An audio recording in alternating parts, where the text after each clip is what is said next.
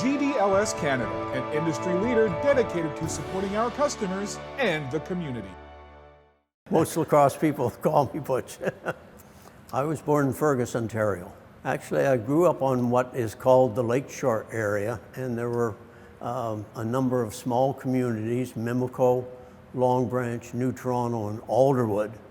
3 of those 4 areas had lacrosse teams when I was playing junior. Did you ever play field at all? I did play field lacrosse with Peterborough in 1967, the spring of 1967, and I'll tell you the reason a little bit later. Okay. And then, when I was 63 years old, somebody down in Peterborough organized, it was the 2006 Field Lacrosse Championship in London, Ontario. Yes. Somebody decided that we should enter the 50 and over division and put a team together and go down and play. And of course, a number of the guys that played on that 78 team also were there, and it was quite an experience for me. That was the only field that I ever played. Were you in the famous brawl between Canadians and Americans? I wasn't in the brawl, but I was there. And you saw it. I saw it all. I've yes. heard about that. Oh, it was quite the thing. In fact, you talked about Jimmy Inkson. He was sort of the one who was blindsided by the goaltender, and then got up after that, and that's when the brawl started. Who introduced you to lacrosse? Do you remember the day that someone showed you it or gave you a stick or anything like that? Actually, I've had a lacrosse stick at home, and I didn't really know. I think it was likely my uncle, Art, who he had a Martin stick, which was one of the lacrosse sticks back then, and I think somehow I likely got it. However, I didn't really start out trying to play the game of lacrosse. What happened is, I think I was pee-wee age, and I had gone out and tried baseball, hardball. And unfortunately, I didn't make the team. And okay, what do I do now? I took up the game of lacrosse, played 1 year of pee-wee, and because of my size, I didn't play the next year, first year Bantam, but I went back after that, and that's really the start of my lacrosse career. So in the year that you didn't play, did you still have a stick and a ball going during that year? Oh, yes, yes. You kind of were teaching yourself the stick work Yes. during that time, right? You made use of the time. Huh? Yeah, and once I started playing Bantam midget, we were about a 5-kilometer walk to the local lacrosse box for me. Wow. And of course, in the summertime, you're not working. What else are you going to do? We used to spend afternoons at the lacrosse box just throwing the ball around. And yeah. You played juvenile for the Alderwood Terriers. That's after you played minor for Long Branch. And then you played junior for Long Branch Casterlites? yes, mm-hmm. Then something kicked in 62 to 65. You're among the top 5 scorers in junior lacrosse at that time. How did you know you were good at shooting? I didn't know that I was that good at shooting. Part of it, I think, was the fact that our teams didn't seem to have that many lacrosse players that, knew the game well enough. And I just happened to receive, I guess, the ball a little bit more than often. And that's how, and of course, the more success you have, the more confidence you have. And after that first year of junior, I just seemed to be able to score and, pass the ball off and yeah, and turned out to be rather successful. You became one of the leading scorers in junior lacrosse, and I wondered if you had a go-to move or a spot on the floor. How did that all work for you? I think that overall I like to be in fairly close for shooting. I was often teased about my shot, that when I shot you could read the label on the lacrosse ball. So I usually tried to get in as close as I could, and being a right-hand shot, it was on that side that I came, to score a lot of goals. And did you have a fake as you shot as well to move the goalie a bit, or? Well, gradually I learned how to fake, but yes, in those days you sort of used one or two sides, and you might fake to the far outside and take the short side, or vice versa. But a lot of my goals were from in close, and I was just lucky, I guess. Now, guys who are in the paint usually pay the price. Well, you're not the biggest guy out there. You've told me that yourself. How did you handle, paying the price? I think overall that having somebody bigger checking you made it that much easier to sort of, when you got in close, to sort of duck around checks. I received a lot of checks on my neck area by the bigger guys, but I got over that after a while, and tried to get in there quickly and score if I could. You used it to your advantage then. Yes. Your size. And would you rather, when you had the ball, would you rather be right in against the defender? Like some people like to be in there so they can't really check you, and then they roll off and get a shot off or something like that, It's surprising in a way. In the game, you learn, and you can learn often from other people. And I can remember I was at another rink one time watching a game between Mimico and I think it was Hastings maybe at the time. And I saw Grant Hefferman, who was a very good lacrosse player. And he went in, he was a right-handed shot like myself, and he faked 3 times. Normally you might fake inside, outside, but he did 3. So I copied his move a couple of times, but either way, up close or from a distance, I think because of my size maybe wasn't advantageous to a certain extent. I see you won the Ken Ross Trophy, I guess that's for juniors, as the most gentlemanly player. So you obviously played the game the right way. Well, my uncle often said to me that it's better to be on the floor than in the penalty box. And I think because of my size and everything else, I likely tried to avoid as much of that stuff as possible. Sure, it kept you around a lot longer, right? Playing at age 63 meant yes. that you had done it correctly. There you go. And then you started moving into the senior leagues. Port Credit Sailors you played with? Yes, that was my first senior team after I graduated from junior. 1965, right? Yeah. Yes, okay. And Porky Russell at that time was still playing, and I was a little bit surprised one time because St. Catherine's came into town. Jerry Cheevers was still playing. Wow. Actually, in my junior career, there were a few goaltenders. Dougie Favell was one who was playing junior. He was picked up by the Oshawa Green Gales, and his record is that he scored the 3 quickest goals ever in Minto Cup history. And this Alderwood team, who was close by in my hometown areas, Kenny Hodge played for Alderwood. Wow, yeah. So that had the pleasure of meeting some real famous people, you might say. Through the game. Through the game, yes. You then were 5th in scoring in the senior league in '65, and so that scoring kept going for you all the way through. Yes, for a few years anyway. Next place you played, the Toronto Maple Leafs in the OLA Senior League.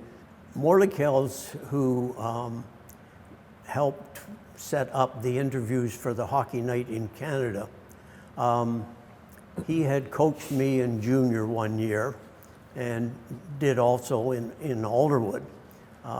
He decided that because some of the players now were graduating into senior, he put together, approached some people and set up and came up with the Toronto Maple Leafs. We played out of North Toronto the first year. We were able to eventually go into Maple Leaf Gardens and also Lakeshore Arena, but it lasted for 4 years. And how did that overlap with that short-lived pro league in the late '60s? There was like a 1 or 2 year period where the Shooting Stars played, I think, or '67? I think it was '68 where they sort of did a pro situation, interlocking schedule with 4 teams out west. So we took a week. You'd take a week off and go out west, and vice versa. In Detroit, did they have a team as part of that one? Yes, Detroit and Toronto, Montreal, and I think New West played. yes, New West, yes, and the one out in Portland Oh, okay. was there too. So that That was the first attempt at trying yes, to, and this was a coordination more or less between Morley Kells and Jim Bishop, because Jim Bishop was involved with the Detroit Red Wings there for a while. Yes, yeah. So that, between Morley, his connection with hockey people in Toronto, and Jim Bishop with the Detroit organization, they were able to attempt to put together a pro league. But it only lasted really the 1 year. Right, right. You played for the Toronto Shooting Stars. Yes, that was in the, I think it was 1972. Yes. We're getting ahead a little bit, but anyway. Okay, yeah, because you was Brampton Excelsiors before that, yeah. Yes. What happened was, my first year in Toronto, I had, in 1966, I had a very successful career of scoring points. We wound up in 3rd. We met Peterborough in a series of games. They knocked us off 4 straight. But during that period of time, I had a really successful time. I had, in the 4 games, 16 points, 8 goals, and 8 assists. Wow. And I think what happened was Bobby Allen, who was coaching the Peterborough team, was a little bit maybe impressed because Ron Groucho McNeil was also on the Toronto Maple Leafs too. So I was asked to go and play for Peterborough in the Mann Cup in 1966. And I can see Bobby wasn't an overly large player either, and he was excellent, so maybe he saw a little bit of himself in you as well. It could be, yes. Bobby I watched him when I was younger. The Peterborough team had come up to Long Branch and play against the senior team there. They had Moon Wooten and Bobby Allen and all that whole group that were extremely successful. Yeah. So that, so I went to Peterborough for the Mann Cup, and we won it in 5. Wow. We weren't expected to. They expected the Western team to win it all, but we were able to put it all together, and we won that in 5 games. We lost the first one, won the next 4. So that was my first success, you might say, really, at that time. And not only that, but during one of the games, I was presented with the most sportsmanlike player for the senior division. Wow. Wow. So that it was really quite a rewarding year. And then Canada hosted for its centennial, like the first unofficial World Lacrosse Championship. Yes. And I've heard parts of that. The Mount Washington Lacrosse Club represented the United States. England sent a team. Australia sent a team. And Canada was represented by Peterborough? Yes, because Peterborough had won the Mann Cup. Yeah. They just chose, instead of trying to get players together, they thought, okay, on that team, when I look back at it now, Peterborough was allowed 4 pickups, and I was one of the 4, along with Don Arthurs and Bill Castater from Brampton, and Red Crawford was out of Brooklyn area. So the 4 of us, plus what they had on their whole roster, there were 13 people, I believe, that were eventually inducted into the Canadian Lacrosse Hall of Fame. And didn't they play games kind of all over Southern Ontario? Yes. And, where were some of the places they played? St. Catharines actually was one of the places. I forget now offhand. Toronto area, obviously. Peterborough? Could be, yes. Maybe, yeah. But it was, and before the season started, Peterborough was allowed to pick up some junior players at the same time for this field. Gaylord Powless happened to be one of them. So that really? It was rather strange to me. Pat Baker, who you know passed away recently, was one of the best goaltenders in Canada during his period of time. The Peterborough alumni had a celebration of life for Pat. And I saw on Facebook a little bit about it. And on one of the tables, there was a picture of a lacrosse team. Now, I don't remember ever having the picture taken as a team, but when I took it and enlarged it, I saw that I was actually there for that picture. So I now have it in my collection, which I didn't have before. And was that the team that played in '67 in that international game, or the one before? Yes, that was that yes, team? yeah, Okay. that was the team. Okay. Prior to the games, we actually went down to Cornell University for a weekend, took a bus down and played against Cornell. Tried to learn a little bit of A little bit of it. Was it Ned Harkness there? Likely Cornell? was. I don't recall now offhand, but certainly it was advantageous. The only difference being that we were still using our wooden sticks. Right. And so basically shooting one way. So we wound up in 3rd spot, really. I mean, the Americans were dominating, Yeah. and they, from what I can recall until the time that Canada beat them, that they had been the world champions just about every year. So, well, every 4 years or whatever. I can remember playing, likely the first game that I had ever played box, or field, and came up to one of the defensemen, and I'm as far away as we are now, and not expecting anything, and because they had the long poles. 6-foot stick. Yes, a 6-foot stick. I wasn't even close enough, and he had checked me and knocked the ball away. So I had learned rather quickly that What you have to do. yes, what you have to do. So Then you played in that pretty famous pro league that got going 74-75 for the Rochester Griffins, right? yes. At the time, when I was approached to try out for it. Again, Morley Kells was the coach, and I had played for Morley for 4 years in senior, 1 year of junior, if I recall correctly. And so at least I got an invitation. I was 31 years of age at the time. Thought that I was getting pretty close to the end of my career. And I thought, I will go out and try anyway.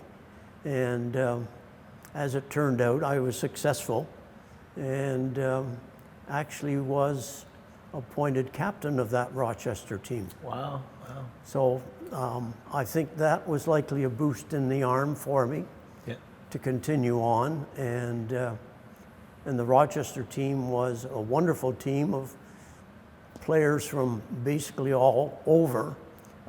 Majority were Ontario teams, but we had, I think it was at the time, 2 guys from Peterborough, Jan McGee and Len Power. We had Merv Marshall, who had played for the Gales for, likely about, I think it was 6 years. He had been on that sort of, Minto Cup team. Glennie Newman was from out west. Parsons was a huge man. I can remember one time he was tough as nails. He was a goal scorer, but I remember one session that we took time out to learn how to fight. And he was the one that was teaching us what you should be doing, etc. Not that, not that that's something that I was going to do by any means, but we took a session because, and we had, guys from pretty well all over Ontario. What was the tip you remember from that class? Sort of, you better be grabbing his good arm and holding it So he didn't get a chance to use before he gets the first punch in. Words to live by. Yes, yeah. That's right. So you played for Orangeville, Northman. You were a charter member of the Ontario Lacrosse Hall of Fame in the first year, Yes. 1997. And then you went into the Canadian Lacrosse Hall of Fame in 2000. Yes. That's quite an honor. Yes, it was. It was, being, the Ontario Lacrosse Hall of Fame, yes. It was the greatest accomplishment, you might say, other than, the Rochester winning the Nations Cup in '74. Oh, okay. Yeah, I should have asked you about that. So you guys won it that year. Yes, actually, there's one interesting thing that I should add to it. Yeah. Because Morley Kells was a good friend of Punch Imlock. And Punch Imlock at that time was coaching in Buffalo. Rick Dudley, who was a hockey player that, most people remember him by. But he was a fantastic lacrosse player. Wow. He was allowed by Punch to play for us. And we used him. We played a 40-game schedule, I think. Rick Dudley played 28 games. Wow. And in 28 games, he put in more points goal-wise than most of the guys did in 40 games. Wow. Yeah. But being the captain, I can recall numerous times where Rick was rather flamboyant, and I think confident-wise, he was a great lacrosse player, knew how to score goals, and I think he scored maybe 87 or something in that period of time. It was really something to see him. But he also liked to get in with the fisticuffs because if you recall, I think, when he first started with the Sabres, that's sort of how he was able to make the lineup in that. Okay. So that, but it came down to the playoffs And of course, at that time, he had to report to camp, so he never did play for us in the finals or the semifinals. So that, yeah, imagine we likely maybe would have finished them off Philadelphia a little bit sooner had he been there, but it was great to have him there for the season and see that he was, you know, quite the player. You told me that story about the fan from Quebec. Was it that year or the next year? It was the next year in 1975. I only played a half season at that time because I was 32 years of age at that time. I had a career in teaching. I approached some people in the board to see if I could get time off to play, and unfortunately the board that I was working for at the time said no, and I continued my teaching until the end of June, went down then to Long Island and played the rest of the season. Of course, the other players were farther ahead than I was at the time, so it took me a little bit of time to break into the lineup again. But I did play, and but we were we were playing the Quebec Caribou in the playoffs in the first round, and I forget now, likely about the third or fourth game. We were a little, I think, behind at the time, went into Quebec, the Colisée down there. After the first period, the Quebec people decided that would be a good thing to sort of have their fan of the year come out and accept an award from one of the team members. And unfortunately, he sort of took the trophy after the fan did. The fan, after he was presented with the trophy, turned with the trophy, held it high in the air, and faced our bench.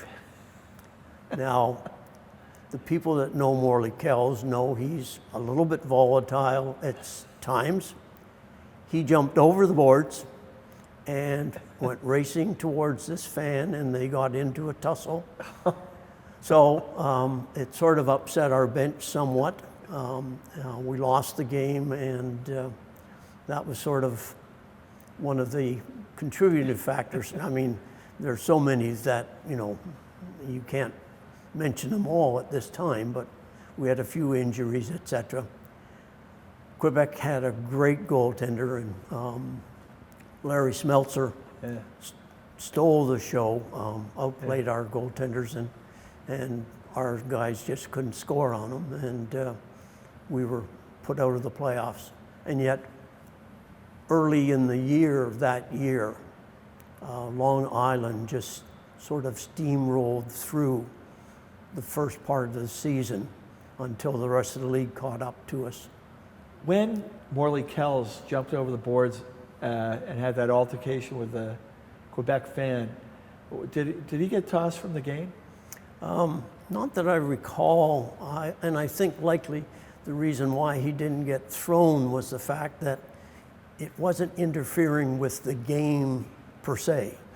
I think had it, you know, been one of their players, certainly he would have been tossed because he's on the floor while the game is going, and yeah, he would have been ejected, but I don't recall. He got off on a technicality. Yeah.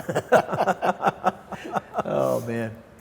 What were the crowds like in Rochester? I meant to ask you, like when you were winning, you know, down there in '74.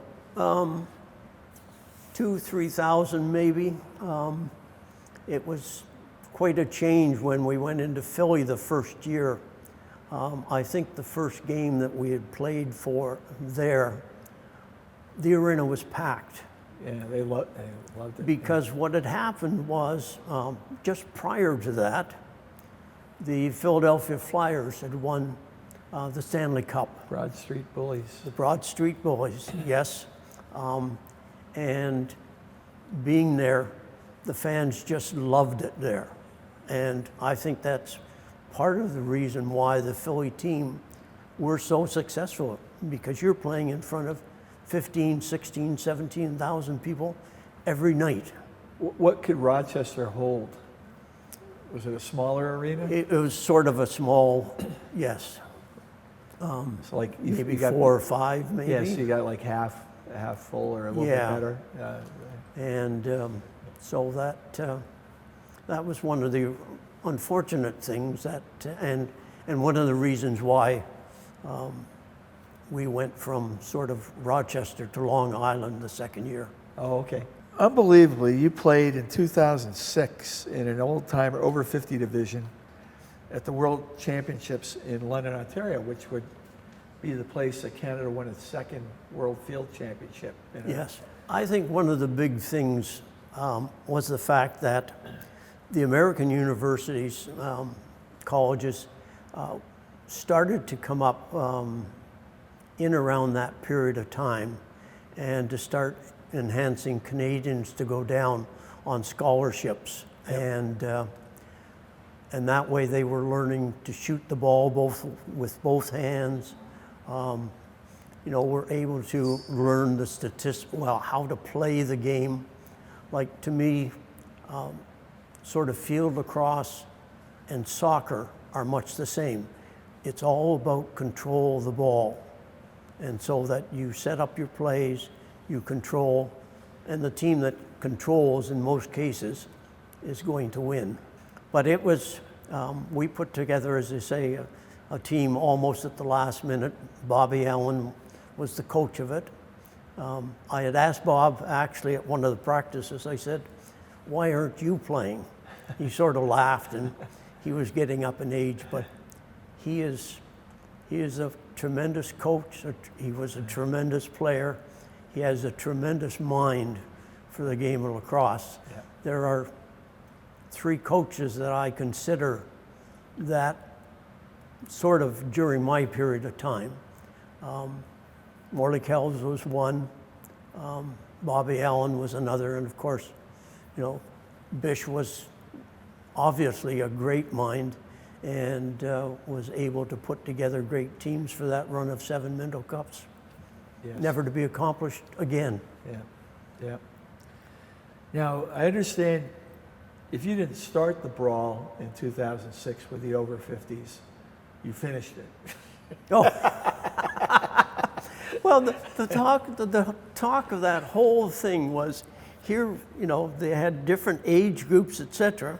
We're in the oldest age group whatsoever, and what are a bunch of, you might say at that time, misfits of lacrosse, because a friend of mine, Paul Henderson, not the hockey player, but played senior with me for a number of years. He was 71 at the time.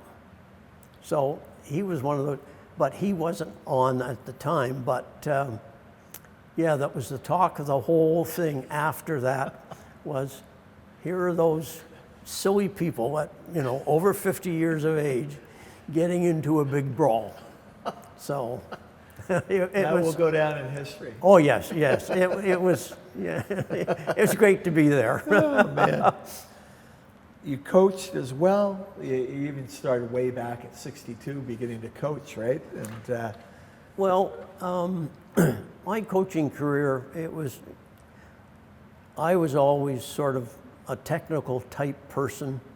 And when you were playing, I was playing junior and even starting my senior year, I had helped coaching in Long Branch area, wound up helping a player, a senior player, coach a Pee-wee team, and we won the Ontario Championship. And then for 2 years in a row, I coached a midget team, and we won the All-Ontario 2 years in a row. And I think that's something that sort of I could refer back to. Morley Kells was helpful in a way because in 1977, I coached a Mississauga team, but it was through, I think, a reference by Morley. Butch Keegan would make a good coach. Why don't you approach him? So I was approached and coached the Mississauga team, and then it went on from there. I moved. Well, I was living in the Caledon area at the time. After Terry and I were finished up with sort of the pro league, Terry went back and he sort of organized with the help of other people. He wanted to have a senior team in Orangeville. Terry Sanderson. Terry Sanderson. And so it happened that in 1978, we were able to put a team together. We were in a team that was Senior A. It was a Senior A league. Before we went in, we declared ourselves a Senior B team. We played all our games against Senior A teams and lost a fair amount of them. But at the end of the season, we were able to enter into the President's Cup out west. We went to Vernon that year. We actually were lucky enough to come back with a bronze medal. Wow. And that was the start of my coaching in Orangeville. Wow. Because of the fact I was a player at that time, but I was 35 that year. So I quit the next year, didn't play.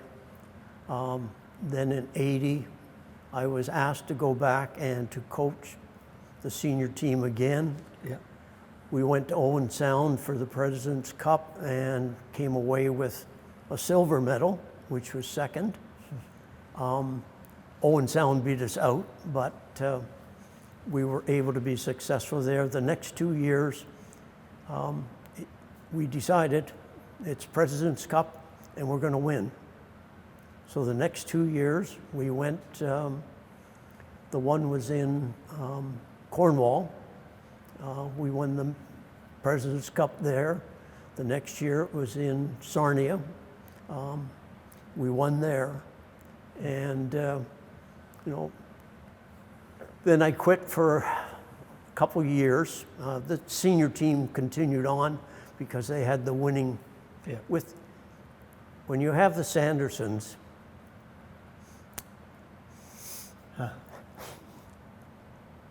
you have a pretty good team. Yeah, amazing family. Amazing family. 3 of them were just fabulous scorers. Yeah. Philip was a lacrosse player, worked really hard at it, didn't have the skills that his other 3 brothers had, but he was one of those that, he was part of the team. It was, they went back in '83 to the President's Cup. Yeah. Didn't win anything. '84, they were back in the President's Cup, won it again. And then the next year, they went back, I think out west, and I think it might have been a second period overtime where they lost. And then in 1966, by that time, we had run our sort of gamut, you might say, of, people were getting older, and so I went back and coached in '86, but we didn't get to the President's Cup at all. '86? Yeah. Now, where did you first meet Terry along the way? Because I lived in Caledon and Terry lived in Orangeville, Yeah. we both played hockey. Lindsay, well, the whole family, Shane wasn't a hockey player really, but 3 of the 4 brothers, we played in a non-contact Sunday night league. So that I knew Terry through that. And then when he organized this senior team in '78, well, I knew him rather well. And so that we hit it off really well, very successful. I never doubted at any time sort of the desire that Terry had. He made the pro team in Syracuse because of his mental ability and the fact that, you know, he could handle the fisticuffs too. But he turned out that after that period of time, he got to the point that, hey, I can score, I'm a good lacrosse player, and he continued that, and he was also a wonderful coach. Wonderful. You contributed in other ways. You were part of the Canadian Lacrosse Hall of Fame Eastern Committee. That was Yes. helping to get Eastern names brought up for induction I West. And I was asked in '94. Well, no, yes, in '94. My name was brought up by the selection committee, the Eastern Selection Committee for the Canadian Lacrosse Hall of Fame. So I was involved with that until 2015. During that period of time, I was the secretary. Don Barry, I think, was the chairperson Right. for a bit of time, Yeah. but Don had a very busy schedule, et cetera, and he could only spend so much time.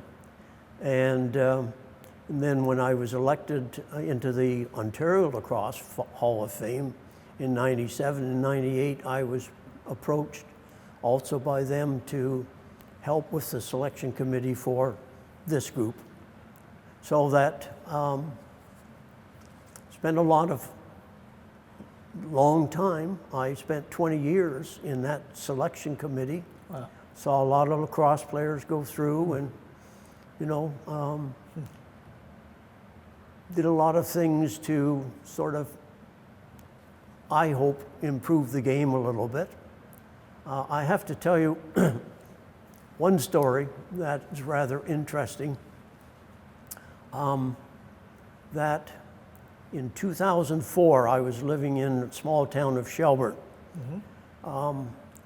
And I had a hockey friend of mine who was coaching the novice lacrosse team. Yeah. And so I went out and helped him.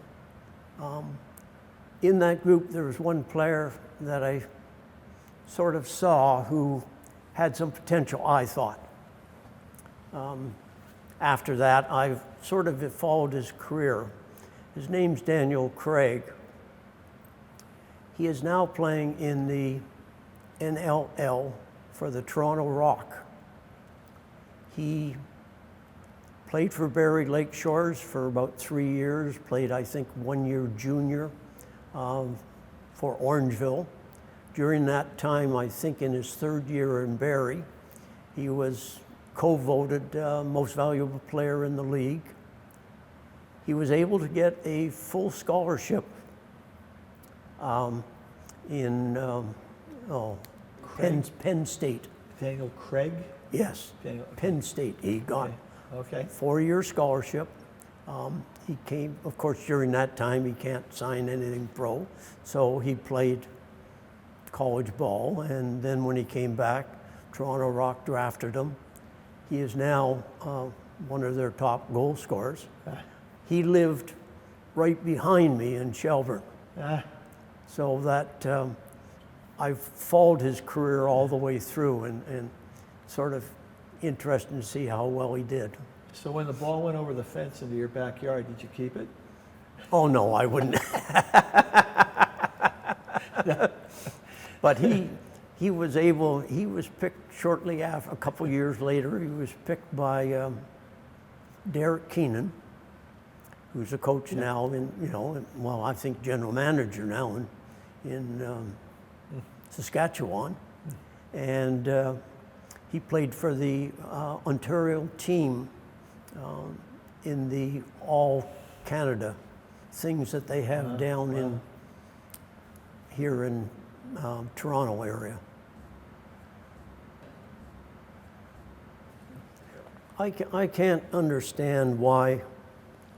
To me, lacrosse is one of the most fascinating games to watch. Fast, you know, there's lots of action.